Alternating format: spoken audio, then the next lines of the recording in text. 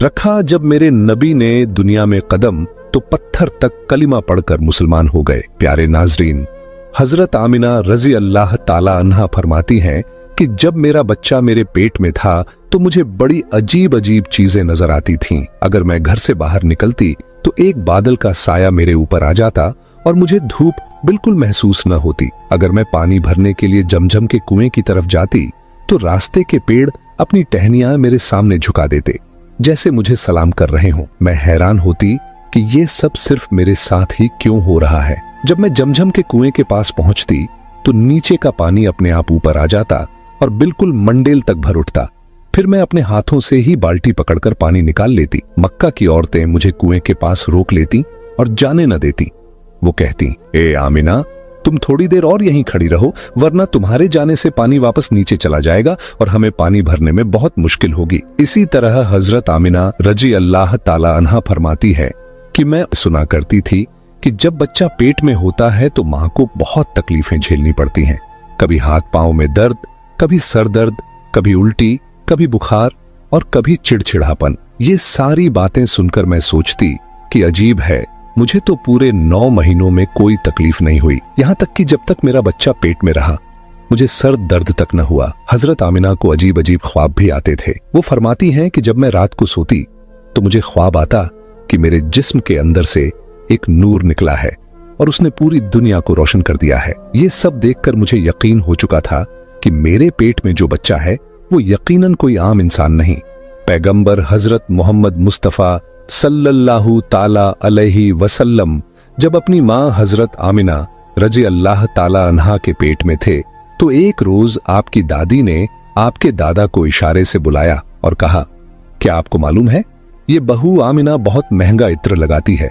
मैं तो परेशान हो चुकी हूँ, आप जरा आमिना से इस बारे में पूछिए। ये सुनकर आपके दादा ने कहा, इस बारे में तू ही पूछ लेती, तूने क्यों नहीं पूछा? तो आपकी दादी ने कहा, मैंने कई मर्तबा कोशिश की, लेकिन जब भी मैं आमिना के सामने जाती हूँ तो उसका नूरानी चेहरा देखकर खामोश हो जाती हूँ। आमिना के चेहरे पर इतनी चमक आ गई है कि मैं कुछ पूछ ही नहीं पाती, आप ही जाकर पूछ लीजिए। ये सुनकर आपके दादा ने कहा, तू औरत जात है, घर में रहती है, लेकिन मैं मर्द हूँ, घर से बाहर निकलता हूँ, मक्का में कुरैश का सरदार हूँ। जो भी मुझसे मिलता है पूछता है, ऐ अब्दुल मुत्तलिब, तुम्हारे घर से इतनी इत्र की खुशबू कहाँ से आती है? और हाँ, एक अजीब बात यह है कि इत्र की खुशबू वहीं से आती है जहां आमिना जाती है। अगर आमिना रसोई में जाती है तो खुशबू वहीं से आती है, अगर गुसलखाने में जाती है तो खुशबू वहीं से आती है, अगर बैठकी में जाती है तो खुशबू वहीं से आती है। और ये कोई मामूली इत्र नहीं है, न इराक का न मिस्र का, ये तो कोई खास ही इत्र है। इसके बाद आपके दादा हजरत अब्दुल मुत्तलिब ने हिम्मत की और आमिना को बुलाकर कहा, बेटी आमिना, तुझे पता है मैं कुरैश का सरदार हूँ, खाना ए काबा का मुतवल्ली हूँ, बड़ी इज्जत वाला हूँ। जहां भी जाता हूँ लोग पूछते हैं, ए अब्दुल मुत्तलिब, तेरे घर से इत्र की खुशबू कहाँ से आती है? बेटी, मैं तो इत्र नहीं लगाता, तेरी माँ भी इत्र नहीं लगाती, तू ये इत्र कहाँ से लाती है? ये सुनकर हजरत आमिना की आंखों में आंसू आ गए और वो बोली, अब्बा जान, मैं आपको क्या बताऊं, मैंने सारी जिंदगी कभी कोई इत्र नहीं लगाया, मुझे अच्छे और बुरे इत्र की पहचान भी नहीं, मैंने आज तक किसी इत्र वाले से इत्र नहीं खरीदा। मगर अब्बा जान, मैं आपको एक राज की बात बताती हूं। फिर हजरत आमिना ने अपने पेट पर हाथ रखा और कहा, अब्बा जान, ये सब इस आने वाले मेहमान की बरकत है, आपने तो सिर्फ खुशबू महसूस की है, अगर मैं आपको और बातें बता दूं तो आप मुझे दीवानी कहेंगे। ये सूरज कई बार मुझे सलाम करता है, ये चांद कई बार मुझे सलाम करता है, और यही नहीं, जब मैं सोती हूं तो ऐसी ऐसी औरतें मेरे सामने खड़ी होती हैं जिन्हें न मैंने कभी देखा और न आपने। वो औरतें मेरे ऊपर हवा करती हैं। हुजूर सल्लल्लाहु अलैहि वसल्लम के दादा हजरत अब्दुल मुत्तलिब दिन रात काबे के पास जाकर काबे का गिलाफ पकड़कर रो रो कर दुआ करते, या अल्लाह, मेरा बेटा अब्दुल्लाह इस दुनिया में नहीं रहा मगर उसके घर एक बच्चे की पैदाइश होने वाली है। या अल्लाह, इस बच्चे की हिफाजत फरमा और मेरे अब्दुल्लाह की नस्ल बाकी रखना। हुजूर सल्लल्लाहु अलैहि वसल्लम के सारे चाचा इसी इंतजार में रहते थे कि उनके भाई अब्दुल्लाह के घर बच्चा कब पैदा होगा। यहूदियों की किताब तौरात में लिखा हुआ था कि जब आखिरी नबी आने वाले होंगे तो उनकी पैदाइश से 10 दिन पहले आसमान पर एक लाल सितारा चमकेगा। जब हुजूर सल्लल्लाहु अलैहि वसल्लम की पैदाइश में 10 दिन बाकी थे तो आसमान पर वही लाल सितारा निकल आया। उसे देखकर यहूदियों में खलबली मच गई। उनके आलिम ने सब यहूदियों को जमा किया और कहा, देखो, आसमान पर लाल सितारा चमक रहा है, इसका मतलब है कि आखिरी नबी आने वाले हैं। जाओ और मालूम करो कि इस वक्त मदीना मुनव्वरा में किसके यहां लड़के की पैदाइश में 10 दिन बाकी हैं। यहूदी मदीने गए और मालूम किया तो बहुत सी औरतें हमल से थीं, मगर किसी का वक्त करीब नहीं आया था। किसी के 2 महीने बाकी थे, किसी के 4। वो आलिम के पास लौटे और कहा कि मदीने में ऐसा कोई बच्चा अभी पैदा होने वाला नहीं। आलिम ने जवाब दिया, अब मक्का जाकर देखो। सारे यहूदी मक्का पहुंचे और मालूम किया कि वहां किन घरों में पैदाइश होने वाली है। लोगों ने बताया, हाँ, यहां मक्का में 5 औरतें हैं जिनके यहां बच्चा होने वाला है।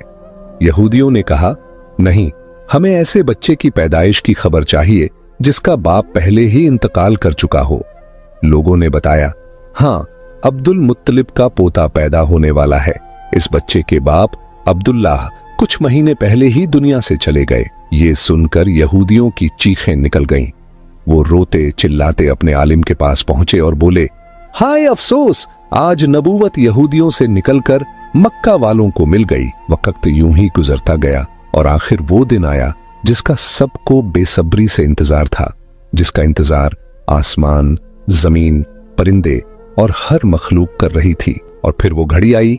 आज उस बच्चे की पैदाइश हुई जिसकी वजह से पूरी दुनिया बनाई गई। अगर वो न होते तो शायद ये दुनिया भी न होती। आज उस बच्चे की पैदाइश हुई जिसके लिए चांद 2 टुकड़ों में बांट दिया गया। आज उस बच्चे की पैदाइश हुई जिसकी खातिर सूरज को अपनी जगह पर रोक दिया गया। अल्लाह ने हुक्म दिया, ए सूरज, अभी मत डूबना, क्योंकि मेरे हबीब मोहम्मद सल्लल्लाहु अलैहि वसल्लम ने अभी असर की नमाज अदा नहीं की। आज उसी बच्चे की पैदाइश हुई जिसके पास पूरी जिंदगी में जिब्राइल अलैहिस्सलाम 26,000 बार तशरीफ लाए। रात गहरा चुकी थी। हजरत आमिना रजी अल्लाह ताला अन्हा के पेट में हल्का सा दर्द उठा। उन्हें महसूस हुआ, शायद आज मेरे बच्चे की पैदाइश होने वाली है। उन्होंने हजरत अब्दुल मुत्तलिब को ये खबर दी। हजरत अब्दुल मुत्तलिब ने मोहल्ले की दाई हजरत शिफा को बुलाकर कहा, आज रात तुम आमिना के साथ ही रहो, क्योंकि मेरे बेटे अब्दुल्लाह के घर बच्चा पैदा होने वाला है। रात धीरे धीरे गुजरती गई। चांद खामोश होकर बादलों में छुप गया। हजरत आमिना फरमाती है, जिस रात मेरे घर बच्चे की पैदाइश हुई उस वक्त गरीबी का ये आलम था कि चिराग में तेल जलाने के भी पैसे नहीं थे। यही वो गरीबी की रात थी जिसमें हमारे आका सल्लल्लाहु अलैहि वसल्लम इस दुनिया में तशरीफ लाए। उस रात हजरत अब्दुल मुत्तलिब और उनके सारे बेटे घर के बाहर बैठे रहे। वो सोचते रहे, अगर अब्दुल्लाह की बीवी के साथ कोई हादसा हो गया तो हम फौरन इलाज का इंतजाम करेंगे। पूरी रात कोई नहीं सोया। रात ढलती जा रही थी। चांद खामोश होकर डूब चुका था। हर तरफ अंधेरा ही अंधेरा था। घर के अंदर भी अंधेरा, घर के बाहर भी अंधेरा। सहरी का वक्त हो चुका था कि अचानक हजरत आमिना के पेट में तेज दर्द उठा और वो समझ गईं कि अब पैदाइश का वक्त आ गया है। उन्होंने दाई शिफा को आवाज दी, मुझे दर्द हो रहा है। 1 घंटा पैदाइश का वक्त गुजरा और फिर सुबह होने से कुछ पहले हमारे प्यारे आका सल्लल्लाहु अलैहि वसल्लम इस दुनिया में तशरीफ ले आए। हुजूर सल्लल्लाहु अलैहि वसल्लम की पैदाइश पर 3 बड़ी अजीब निशानियां सामने आईं, जिन्हें देखकर दाई शिफा भी हैरान रह गईं। पहली चीज, जब बच्चा पैदा होता है तो उसकी नाफ मां की आंत से जुड़ी होती है, मगर हमारे हुजूर सल्लल्लाहु अलैहि वसल्लम की नाफ मां की आंत से बिल्कुल अलग थी। दूसरी चीज, जब बच्चा पैदा होता है तो उसके साथ बहुत गंदगी निकलती है, लेकिन हमारे आका सल्लल्लाहु अलैहि वसल्लम जब पैदा हुए तो उनके साथ नजासत का एक कतरा भी नहीं निकला। तीसरी चीज, जब लड़का पैदा होता है तो उसका खतना नहीं हुआ होता, लेकिन हमारे प्यारे आका सल्लल्लाहु अलैहि वसल्लम का खतना मां के पेट के अंदर ही हो चुका था। दुनिया में आपका खतना नहीं किया गया। ये 3 बातें देखकर दाई शिफा घबरा गईं और हजरत आमिना रजी अल्लाह ताला अन्हा से बोली, ए आमिना, मैंने अपनी सारी जिंदगी में ऐसा बच्चा नहीं देखा। फिर हजरत शिफा ने हुजूर सल्लल्लाहु अलैहि वसल्लम को अपनी गोद में लेकर एक तरफ जमीन पर लिटा दिया। जैसे ही उन्होंने लिटाया, हुजूर नबी करीम सल्लल्लाहु अलैहि वसल्लम ने अचानक करवट बदली और घुटनों के बल झुककर सीधे सजदे में चले गए। ये देखकर हजरत आमिना रजी अल्लाह ताला अन्हा की हैरानी की इंतहा न रही। हुजूर नबी करीम सल्लल्लाहु अलैहि वसल्लम पूरे 15 मिनट तक सजदे में रहे। फिर आपने सर उठाकर आसमान की तरफ उंगली से इशारा किया और सारी दुनिया को बता दिया, ऐ लोगो, इस दुनिया को पैदा करने वाली जात सिर्फ अल्लाह ही की है। हजरत आमिना रजी अल्लाह ताला अन्हा फरमाती हैं, जब मैंने अपने बच्चे को गोद में लिया तो अचानक देखा कि आसमान के तारे जमीन के करीब होते जा रहे हैं। फिर अचानक एक बादल का साया मेरे कमरे के अंदर आया और मेरी गोद से मेरा बच्चा उस बादल के साये में गायब हो गया।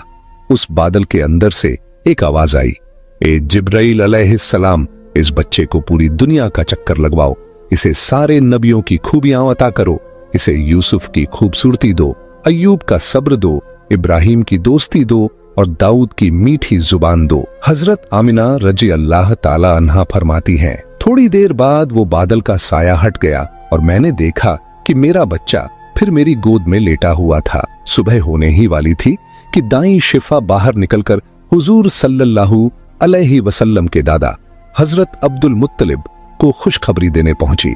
उसने कहा, ए अब्दुल मुत्तलिब, तुझे पोता मुबारक हो। ये सुनकर रात भर जागे हुए अब्दुल मुत्तलिब के होश उड़ गए।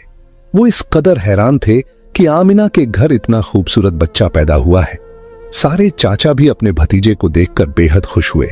यहां तक कि जब अब्बू लहब की बांदी सौबिया ने जाकर अब्बू लहब को यह खुशखबरी सुनाई, ए अब्बू लहब, तुझे भतीजा मुबारक हो, तो ये सुनकर अब्बू लहब इतना खुश हुआ कि उसने अपनी बांदी सौबिया से कहा, जा, मैंने तुझे अपने भतीजे की खुशी में आजाद कर दिया। हजरत अब्दुल मुत्तलिब बहुत बूढ़े हो चुके थे, मगर खुशी इतनी ज्यादा थी कि वो अपने पोते को गोद में लिए काबा की तरफ दौड़ते चले गए। सारे मक्का वाले भी खुशी से नारे लगाने लगे। लेकिन अब्दुल मुत्तलिब ये कहां जानते थे कि उनका पोता वो इंसान है जिसकी खातिर अल्लाह ने ये पूरी दुनिया बनाई। उनका पोता इतना बड़ा इंसान है कि अल्लाह ने मेराज की रात उसे जमीन से उठाकर 7वें आसमान पर अपने सामने बिठाया और उससे बातें की। ये वही पोता है जिसे अगर मायूस देखा जाए और उसकी आंखों में आंसू आ जाए तो आसमानों पर टहलका मच जाता है। हजरत अब्दुल मुत्तलिब ने काबा का गिलाफ पकड़कर अपने पोते के लिए दुआएं मांगी और फिर उसका नाम रखा मोहम्मद। मोहम्मद का मतलब है वो इंसान जिसकी बहुत ज्यादा तारीफ की जाए। ये नाम सुनकर मक्का वाले कहने लगे, ए अब्दुल मुत्तलिब, ये कैसा अजीब सा नाम तुमने अपने पोते का रख दिया है। हमने तो आज तक ऐसा नाम नहीं सुना। मगर अब्दुल मुत्तलिब कहां जानते थे कि यही बच्चा एक दिन इतनी शान पाएगा कि लोग उसके पीछे चलेंगे। एक बार हुजूर अकरम सल्लल्लाहु अलैहि वसल्लम मदीने में अपने सहाबा कराम के साथ बैठे हुए थे। तभी आपके चाचा हजरत अब्बास रजी अल्लाह ताला अन्हु ने फरमाया, ऐ अल्लाह के रसूल, मुझे बचपन ही से मालूम था कि आप बड़े होकर कोई बहुत बड़े इंसान बनेंगे। हुजूर सल्लल्लाहु अलैहि वसल्लम ने पूछा, ऐ चाचा जान, आपको कैसे पता चला? तो हजरत अब्बास रजी अल्लाह ताला अन्हु ने जवाब दिया, ऐ अल्लाह के रसूल, जब आप सिर्फ 2 महीने के थे तो एक रात मैंने आपको देखा कि आप चारपाई पर अकेले लेटे रो रहे थे। मैंने आपको चुप कराने की कोशिश की, मगर आपने मेरी तरफ नहीं देखा, बल्कि अचानक आसमान की तरफ देखकर मुस्कुराने लगे। मैं हैरान रह गया। फिर जब मैंने भी आसमान की तरफ देखा तो मेरी आंखें फटी की फटी रह गईं। मैंने देखा कि चांद आपकी उंगली के इशारे पर नाच रहा है। आप जिधर उंगली ले जाते चांद उधर ही चला जाता। ये मंजर देखकर मैं समझ गया कि आप कोई आम इंसान नहीं हैं। हुजूर सल्लल्लाहु अलैहि वसल्लम ने फरमाया, हाँ मेरे चाचा जान, आप सही कह रहे हैं। बचपन में चांद मुझे कहानियां सुनाता था, मेरे साथ खेलता था और मुझे रोने नहीं देता था। सुभान अल्लाह, ऐसे थे हमारे नबी कि जिनके घर में इतनी गरीबी थी कि उनकी माँ अपने इस यतीम बच्चे के लिए एक खिलौना तक नहीं खरीद सकती थी, मगर अल्लाह ने चांद को हुक्म दे दिया, ऐ चांद, तू मेरे महबूब के लिए खिलौना बन जा और उसे खेला, उसे रोने मत देना। हुजूर सल्लल्लाहु अलैहि वसल्लम की जिस दिन पैदाइश हुई उस दिन दुनिया में जितने भी बुत थे सब जमीन पर मुंह के बल गिर पड़े। ईरान के बादशाह के दरबार में एक आग थी जो 1000 साल से लगातार जल रही थी। लोग उसकी पूजा करते थे, मगर हुजूर नबी करीम सल्लल्लाहु अलैहि वसल्लम की पैदाइश के वक़्त अचानक वो आग बुझ गई और उस बादशाह ने अपने महल में अपनी शक्ल की 14 लाइटें बनवा रखी थीं। मगर हुजूर सल्लल्लाहु अलैहि वसल्लम की पैदाइश पर वो सारी लाइटें जमीन पर गिर पड़ीं। अगले दिन दोपहर के वक़्त एक यहूदी आदमी अपना सामान बेचने के लिए मक्का आया हुआ था। वो यहूदी आसमान की तरफ देख रहा था और उसे सारी निशानियां नजर आने लगीं जो आखिरी नबी की पैदाइश की खबर देती थीं। उसने मक्का वालों से पूछा, आज किसी के यहाँ बच्चा पैदा हुआ है? लोगों ने जवाब दिया, हाँ, फला फला औरत के यहाँ लड़का हुआ है। ये सुनकर उस यहूदी ने कहा, नहीं, मुझे ऐसे बच्चे के बारे में बताओ जिसका बाप न हो। तो लोगों ने बताया, हाँ, अब्दुल मुत्तलिब का पोता पैदा हुआ है।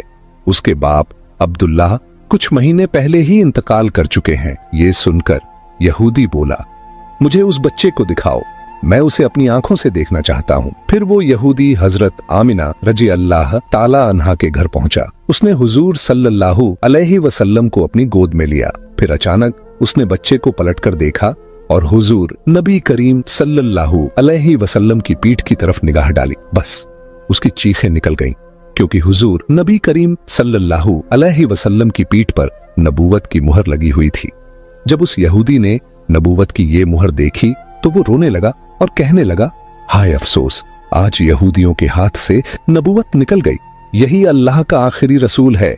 मक्का के लोग जो पहले से ही हजरत अब्दुल मुत्तलिब से मन में जलन रखते थे, ये देखकर और भी हैरान रह गए कि जो काहिन आता है वो इन्हीं के दरवाजे पर आता है, जो राहिब आता है वही इन्हें खुशखबरी सुनाता है, और जो भी आता है इनके ही बारे में पेशीन गोई करके चला जाता है। लोगों के दिलों में जनाबे अब्दुल मुत्तलिब और इस बच्चे के लिए हसद की आग भड़कने लगी। मक्का की सरजमीन पर सैकड़ों बच्चे पैदा हुए, मगर किसी के बारे में ऐसी बातें कभी न सुनी गईं। ये हसद जो पैदाइश के पहले लम्हे से शुरू हुआ, आगे चलकर मजहबी दुश्मनी में बदलने वाला था। यहूदी आलिम फिर पुकार उठा, मैंने इस बच्चे को पहचान लिया है, मैं इसी की तलाश में मक्का आया था। जनाबे अब्दुल मुत्तलिब जो दीन इब्राहिमी पर कायम थे और कई राजों से वाकिफ थे, ये सुनकर फौरन बच्चे को वापस घर ले गए और उसे छुपा दिया। 4 दिन तक पैगंबर इस्लाम को पोशीदा रखा गया, लेकिन चौथे दिन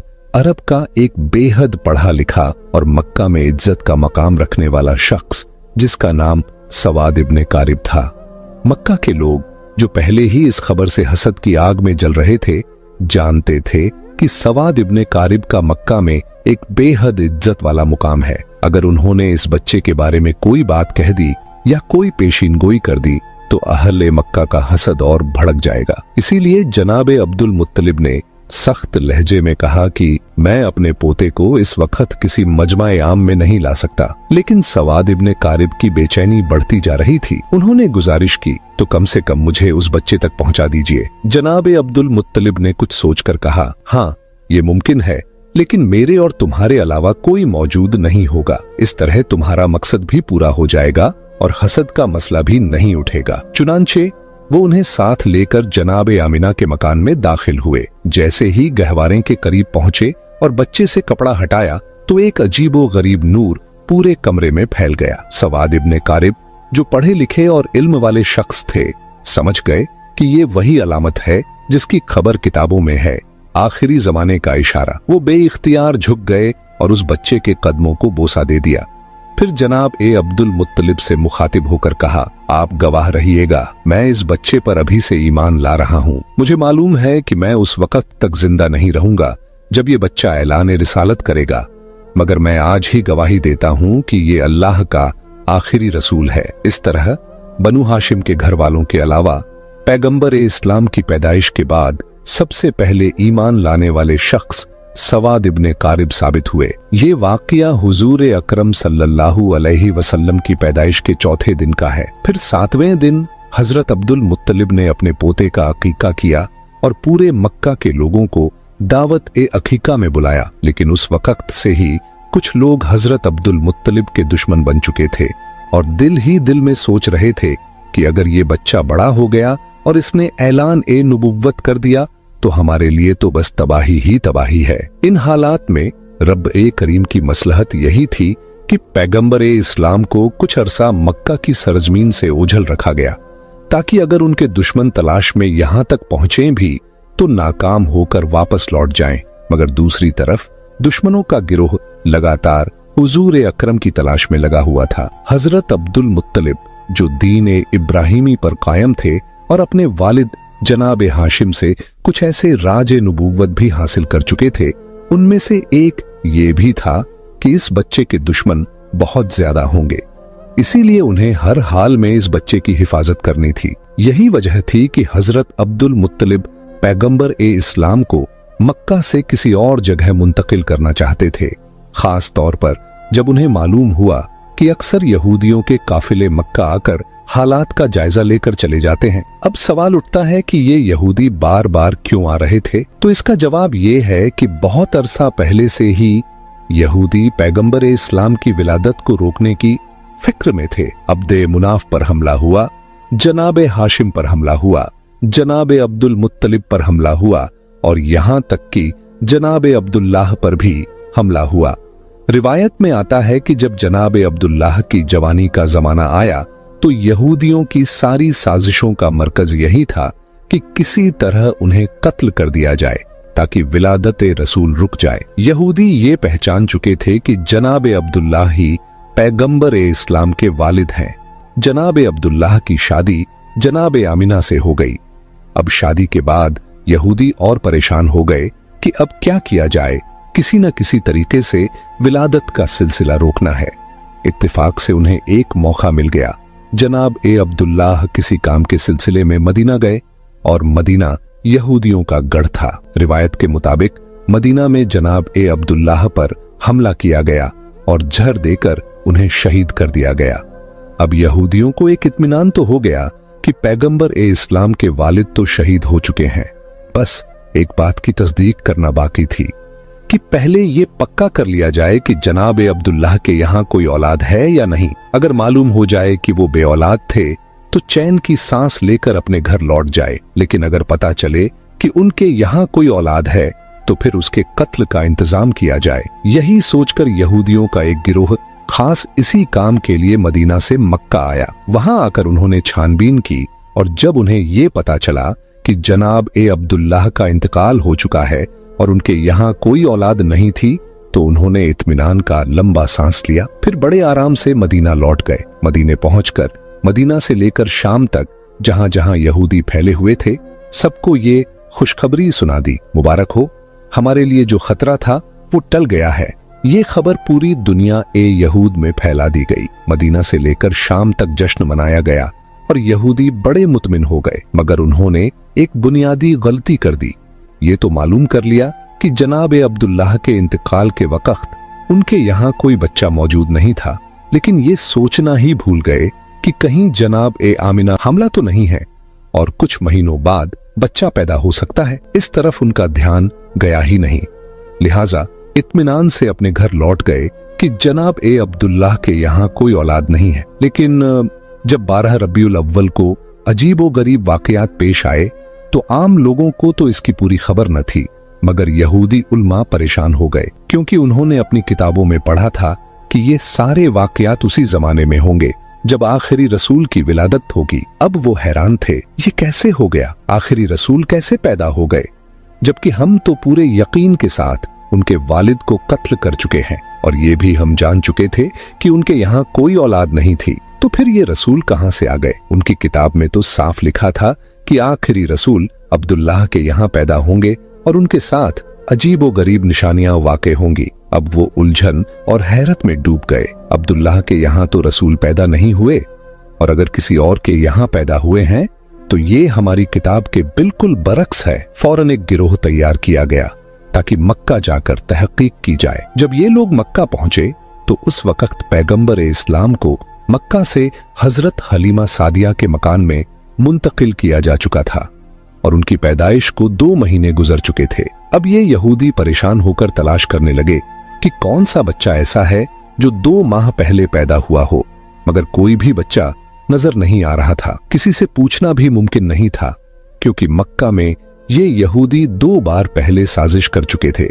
एक बार जनाब अब्दुल्लाह पर हमला और उसके बाद जनाब आमिना के बारे में तहकीक। इसलिए अब मक्का वाले होशियार हो चुके थे, खास तौर पर बनु हाशिम का खानदान जो इन पर सख्त नजर रखे हुए था। यहूदियों का कोई गिरोह किसी से खुलकर सवाल नहीं कर सकता था, बस एक एक घर पर नजर रखते, मगर कोई 2 महीने का बच्चा कहीं नजर नहीं आता। नाकाम होकर वापस लौट जाते, फिर कभी आते कभी जाते और बार बार तहकीक करते, मगर हर बार नाकाम रहते, क्योंकि उस वक्त पैगंबर इस्लाम मक्का से बाहर थे। फिर जब नबी करीम 6 साल की उम्र में मक्का वापस आए, उस वक्त यहूदियों का एक गिरोह मक्का में मौजूद था। जब नबी करीम की उम्र 7 साल हुई तो एक दिन उसी गिरोह की नजर आप पर पड़ गई। जैसे ही उनकी नजर इस मासूम बच्चे पर पड़ी, वो हैरत से दंग रह गए। इस बच्चे का चलने का अंदाज, बोलने का लहजा बिल्कुल वही था जैसा कि तौरात में आखिरी नबी की सिफात के तौर पर लिखा गया था। और सबसे हैरत अंगेज बात यह थी कि इस बच्चे के सर पर हमेशा एक बादल का टुकड़ा साया फग्न रहता था। यहूदी आलिम ने बातचीत शुरू की और तौरात की किताब के मुताबिक कहा, आखिरी नबी की उम्र इस वक्त 7 साल होनी चाहिए। फिर उन्होंने आपस में तय किया, अगर यही बच्चा वाकई आखिरी नबी हुआ तो हमें उसे इस दुनिया से मिटाना होगा। उन्होंने तहकीकात की और मालूम हुआ यहूदियों का एक गिरोह मक्का आया हुआ था। उनकी नजर जैसे ही इस नौजवान पर पड़ी तो दंग रह गए। ये नौजवान जो अपने दादा और चाचा के साथ चल रहा था, उसके चलने का अंदाज, बात करने का तरीका बिल्कुल वही था जो उनकी किताबों में आखिरी रसूल के लिए लिखा हुआ था। उसके सर पर बादल साया किए हुए था। वो जिस दरख्त के करीब से गुजरता उसकी शाख झुक जाती, जिस पत्थर के पास जाता पत्थर कलाम करने लगता, और वो जिस तरफ भी जाता अगर राह में कोई रुकावट होती तो रुकावट खुद ब खुद हट जाती। यहूदियों को ये तो यकीन हो गया था कि ये बच्चा अब्दुल मुत्तलिब का पोता है, मगर उनके दिल में ये भी खौफ था कि कहीं पहले की तरह हम धोखा न खा जाएं। वो सोच रहे थे ऐसा न हो कि हम इस नौजवान को कत्ल करके मुतमिन हो जाएं और फिर 20 साल बाद पता चले कि रसूल तो अभी जिंदा है। इसलिए इस दफा वो 100% यकीन करना चाहते थे कि यही नौजवान अल्लाह का सच्चा पैगंबर है। उनकी किताबों में लिखा था और उन्हें इस बात का पूरा इल्म था कि जो भी अल्लाह का रसूल होगा, चाहे पहला हो या आखिरी, लुकमा ए हराम उसके हलक से नीचे नहीं उतर सकता, बल्कि हलक क्या, उसके होंठों तक भी नहीं पहुंच सकता। हराम के अलावा रिज्क ए मुश्तबह, यानी ऐसा रिज्क जिसका साफ पता न हो कि हलाल है या हराम, वो भी रसूल के होंठों को नहीं छू सकता। चुनांचे उन्होंने एक अजीब मंसूबा बनाया। मक्का में एक बेवा औरत रहती थी जिसका नाम जुबैदा था। उसने एक छोटा सा मुर्गी फार्म बना रखा था और मुर्गियों के अंडे बेचकर गुजारा करती थी। जो मुर्गी अंडे देने के काबिल न रहती उसे वो ज़बह करने के लिए बेच देती। यहूदियों ने सोचा ये एक ऐसा इम्तिहान है जिससे हमें पूरा यकीन हो जाएगा। रात के वक्त उन्होंने जुबैदा के घर में नकब लगाई और कुछ मुर्गियां चुरा लाए। अब जिन मुर्गियों को चोरी की नीयत से लिया वो तो रिज़्क़े हराम हो गईं, और जिनके बारे में ये सोचा कि बाद में उसकी कीमत अदा कर देंगे वो रिज़्क़े मुश्तबह हुई। फैसला ये था कि किसी की चीज उठा लेना अगर हराम की मंजिल पर न भी पहुंचे तो भी शक में जरूर आ जाता है। अगले दिन यहूदी हजरत अब्दुल मुत्तलिब के पास गए और उनको दावत दी कि हम आपके कबीला की दावत करना चाहते हैं, आप हमें ये एजाज बख्शिए। यहूदियों का असल मकसद पैगंबर इस्लाम का इम्तिहान लेना था, इसलिए उन्होंने हजरत अब्दुल मुत्तलिब से कहा, आप अकेले दावत में नहीं आएंगे बल्कि बनु हाशिम के सारे मर्द आएंगे और खास तौर पर आपके सब बेटे और पोते जरूर आएं। हजरत अब्दुल मुत्तलिब ने मुस्कुराकर जवाब दिया, तुम न भी कहते तो भी मेरी शर्त यही होती, क्योंकि मैं अपने पोते के बगैर किसी दावत में शरीक नहीं होता। यहूदियों के तो मानो दिल की मुराद पूरी हो गई। चुनांचे खाने का इंतजाम किया गया। उन्होंने अपने जहन में पहले ही तय कर रखा था कि ये वाला गोश्त और मुर्गी हराम है और ये हिस्सा मुश्तबह है। दावत में यहूदियों ने हजरत अब्दुल मुत्तलिब से कहा, ऐ रईसे मक्का, ये दावत आपके एजाज में है, खाने का आगाज कीजिए। हजरत अब्दुल मुत्तलिब ने कहा, नहीं, जब तक मेरा पोता खाना शुरू नहीं करेगा हम लोग खाना नहीं खाएंगे। बस यहूदियों को तो यही चाहिए था। सारी तवज्जो रसूलुल्लाह की तरफ हो गई। उन्होंने कहा, आप बिस्मिल्लाह कीजिए। रसूल खुदा ने इत्मीनान से जवाब दिया, नहीं, ये रिज़्क़ हमारे लिए नहीं है। खाना तो दूर, ये हमारे होठों तक भी नहीं पहुंच सकता। यहूदियों ने हैरानी से पूछा, ये कैसे मुमकिन है? आप सल्लल्लाहु अलैहि वसल्लम ने फरमाया, हाँ, ये खाना हमारे लिए नहीं है। उन्होंने कहा, हमें इजाजत दीजिए कि हम आपको खाना खिलाएं और देखें कि ये कैसे नहीं पहुंचता। पैगंबर ने मुस्कुराकर फरमाया, ठीक है, अगर खिला सकते हो तो खिलाओ। अब यहूदियों ने रोटी और गोश्त के साथ एक निवाला बनाकर हुजूर की तरफ बढ़ाया, मगर अजीब बात यह हुई कि जैसे ही वो निवाला हुजूर के होठों के करीब पहुंचा, ऐसा महसूस हुआ कि किसी ने जबरदस्ती उनका हाथ खोल दिया हो और निवाला दस्तरख्वान पर गिर पड़ा।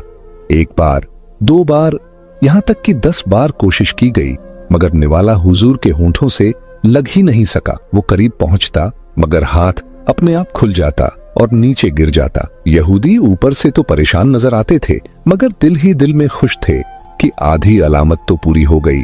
ये हराम वाला खाना था। अब उन्होंने मुश्तबह खाना लाकर पेश किया और फिर कहा, आगाज कीजिए। पैगंबर ने उसी इत्मीनान से जवाब दिया, ये भी हमारे लिए नहीं है। यहूदियों ने कहा, हम खिलाते हैं। आपने फरमाया, चलो ठीक है, फिर कोशिश करके देख लो। अब जब कोई निवाला हाथ में लेकर पैगंबर इस्लाम के मुंह के करीब लाता तो वो या तो दाईं तरफ खिसक जाता या बाईं तरफ, लेकिन होठों तक पहुंचता ही नहीं था। यहूदियों ने हजरत अब्दुल मुत्तलिब से कहा, हमने तो पूरे खुलूस से ये दावत दी थी, मगर समझ नहीं आ रहा कि ये क्या हो रहा है।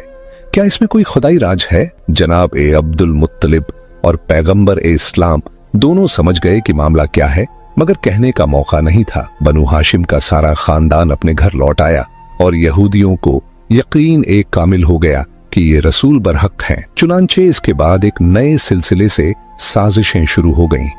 अगर आपको ये बयान पसंद आया है तो इसे अपने दोस्तों में जरूर शेयर करें, और अगर आप चैनल पर पहली बार आए हैं तो चैनल को सब्सक्राइब करना न भूलें। हम मिलते हैं आपसे अगली वीडियो में, तब तक के लिए अल्लाह हाफिज।